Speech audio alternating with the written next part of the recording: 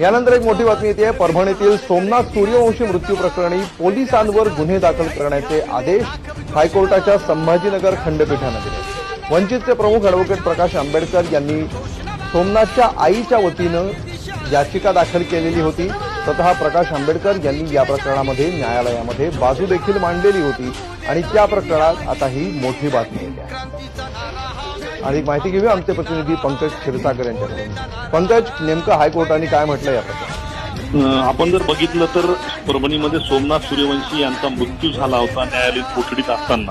परभणीमध्ये 10 डिसेंबर रोजी डॉक्टर बाबासाहेब आंबेडकर यांच्या पुतळ्यासमोरील संविधानाच्या शिल्पाची विटंबना करण्यात आली. 11 डिसेंबर रोजी परभणी बंदची हाक देण्यात आली होती. त्यानंतर काही समाजकंटकांनी धुडकूस घातला होता आणि यानंतर 15 डिसेंबर रोजी पोलिसांनी जे काही लाठीचार्ज केला होता. त्यानंतर 15 डिसेंबर रोजी सोमनाथ सूर्यवंशी यांनाही ताब्यात घेऊन अटक करण्यात आली होती. न्यायालयीन कोठडी